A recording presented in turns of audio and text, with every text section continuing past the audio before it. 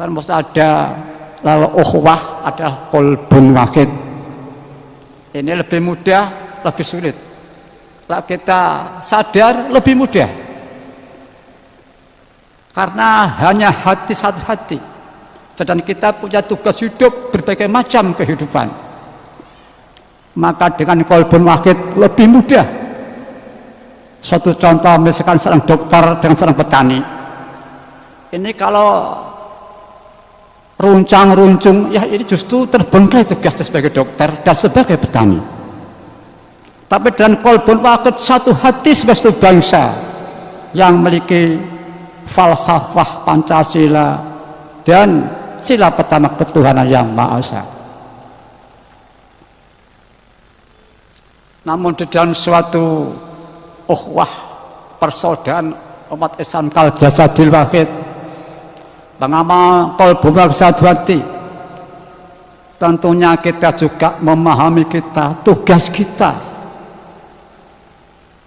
harus kita konsisten dan konsekuen. Apa yang telah kita miliki, yang kita punya tugas nurani, kewajiban budi nurani. Para hadirat yang kami hormati, itulah tentang porsi nilai. Ya, karena belum ada yang menuntun dan kemauan manusia yang diliputi oleh manusiawi, zalim dan sebagainya, maka kesulitan manusia untuk mengejar itu walaupun sesaat, sehingga prakteknya belum pernah dirasakan. Namun di akhir zaman ini, dengan seiring zaman yang gilang-gemilang oleh Allah Ta'ala, Mbah Yam Alif Faidah diberi kesempatan derek-derek para hadirin. Sudah tidak ada yang sanggup selain Allah dan Rasulnya. Islam pertama gilang-gilang tentang surut, sudah surut. Padahal lebih parah di akhir zaman ini, kok justru gilang-gemilang di akhir zaman. Maka itulah Allah sendiri, fadl Allah, istilah bonus untuk kita di akhir zaman. Di saat umat Rasulullah begitu kesulitan, Allah beri anugerah yang luar biasa para hadirin. Dan Ma'rifah Ihtiyah dengan tanggung jawab beliau dan kesungguhan beliau, nyukuri kemampuan yang ada pada beliau. Maka tahun 1959 beliau diberi mendapat alat supaya derek-derek ikut-ikut memperjuangkan mental masyarakat dengan batinnya. Inilah konstruksi bangunan lillah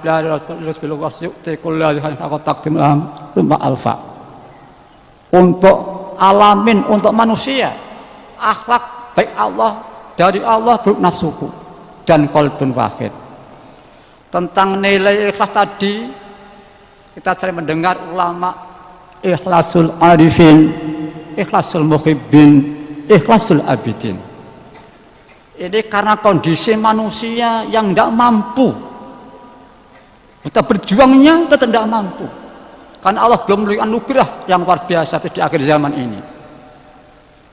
Maka Allah ada kemurahan melewati para hamba yang soleh, yang berjuang. Maka para alim mengatakan ada 3 status ikhlas: ikhlas arifin, muhibbin, dan abidin. Mari para hadirat, dan ini yang dimasalahkan para ulama itu waidah kedurun, itu amal orang atasan sana, bukan kita ini. Seolah-olah tidak ada kemampuan, apa artinya kita mengamalkan? Ini dari alam manusiawi, walaupun syariah tinggi, tapi ini paduannya bukan tauhid tapi manusiawi, maka tidak paham para hadirin. Padahal secara teori praktek dan logika kita buktikan.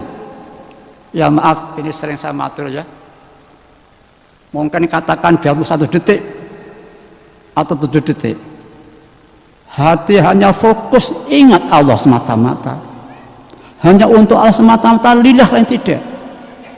Alam semata dirinya, perbuatannya Allah, bisa.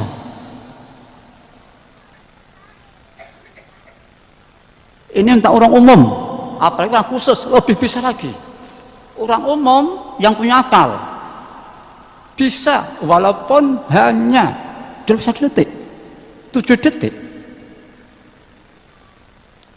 Mungkin orang pemandangan kok sesingkat itu, apa artinya? Para hadirin, ini ada sabda Tuhan dalam hadis qudsi emas dan kurang lebih.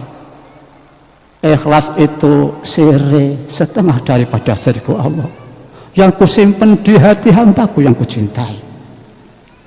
Jangankan 5 detik, jangankan 7 detik, 1 detik pun lepas ikhlas, siri Allah di situ.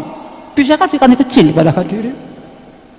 Ditambah lagi yang kucintainya, hambaku yang kucintai. Qadalillah, pengabdian pada Allah, lain tidak, maka dia pengabdian. Apa sangat kecil, pada tidak bisa. Seandainya pada waktu kita misalkan anturikona filu jati bari wahdah, fokus benar-benar ini merasa robot Allah dominasi dalam hati dan ucapan kita, itu berarti siri Allah dalam hati kita. Caranya dari Allah lewat Mbah Yai, prakteknya kita yang gak Gusti Allah. Allah kun fayakun para hadirin. Maka dengan siri Allah, Mbah Yai menarjetkan bahkan wujudan amal kafatan linas. Anturikona filu jati beriladah kafatan linas para hadirin. Memang itu sikap penyesuaian hamba yang dirancang oleh Allah Ta'ala ahsan taqwim. Kita selama ini tidak pernah usaha, doa yang lainnya. Allah menurun suatu bentuk usaha, bentuk doa. Dan doa sabda Nabi adalah mukhul ibadah. Doa mukhul ibadah, doa taknya ibadah. Doa silahul mu'min, doa itu ada saudara mukmin. Mari para hadirin, kenikmatan di akhir zaman ini, suatu fadhil yang besar sekali. Yang jelas secara umum barik dan yarubal ini solusi sebagai umat Islam, kesempatan ikut di belakang Nabi-Nya untuk alamin dan untuk manusia pada hari itu. Jangan kita sia-siakan. Ya mudah-mudahan acara tasawuf haflah ini benar-benar diridhoi oleh Allah wa Rasulih sallallahu alaihi wasallam. Membawa manfaat masyarakat, barokah peningkatan keikhlasan kita bersama. Perjuangan kita bersama firillallah wa Rasulih sallallahu alaihi wasallam. Ini di antara kelampi tentang orang masyarakat global. Masalah keterbausungan seperti itu, walaupun ini belum dilengkapi cat atau kaca atau genteng dan sebagainya. Sekarang tentang pendidikan para hadirat. Pendidikan dan karakter manusia kalau kami tidak salah. Rasa tanggung jawab ini akan berkarakter, kekuatan. Dan hal tentang tanggung jawab yang maaf kami belum bisa, yang mudah-mudahan kami materi diridhoi oleh Allah wa Rasulullah sallallahu alaihi wasallam. Justru kalimat ini kita bisa bersama-sama tanggung jawab untuk umat dan masyarakat para hadirin. Dan anak remaja, anak didik ini masih kesempatan luas sekali, kesempatan berjuang, kesempatan mengumpulkan bekal-bekal perjuangan, termasuk ilmu-ilmu agama, ilmu umum dan yang lain-lainnya. Mari kesempatan ini di antaranya baik dawuh tentang tanggung jawab. Begini pada waktu itu Bapak Pusat San Mbah Yai bisa singkat dah begini. Nggih cobi dipun singgung soal tanggung jawab. Kalau kita tanggung sebagai pendidik, sebagai anak didik, tanggung jawab bagaimana kita mampu menguasai pelajaran yang kita terima. Kalau tanggung jawab berarti nanti kita tidak mungkin kita akan biarkan sesuatu yang belum kita kuasai tentang kewajiban kita talabul ini.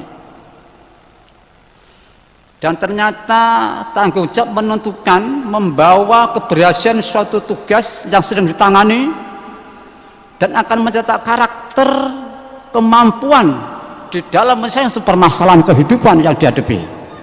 Maka mari para ibu bapak dan para pendidik, bagaimana kita tanam putra kita punya rasa tanggung jawab di dalam apa yang dihadapi. Dan nanti kalau ada gejala-gejala, maaf saya ya, ini kami terlalu ya mudah-mudahan ini tidak salah. Kalau nanti ada putra-putrinya, ada muridnya yang ada nilai, ada segejala kurang tanggung jawab, di antara mungkin kurang disiplin dalam penguasaan ilmu. Mari kita dengan bijaksana, dengan kekuatan diplomatis, dengan kekuatan memberi kepuasan ya, dan kasih sayang, kita tanggung jawab juga mereka, anak-anak kita itu dia tumbuh rasa tanggung jawab sehingga mampu dan punya karakter selalu dapat menyelesaikan permasalahan yang dihadapi pada itu.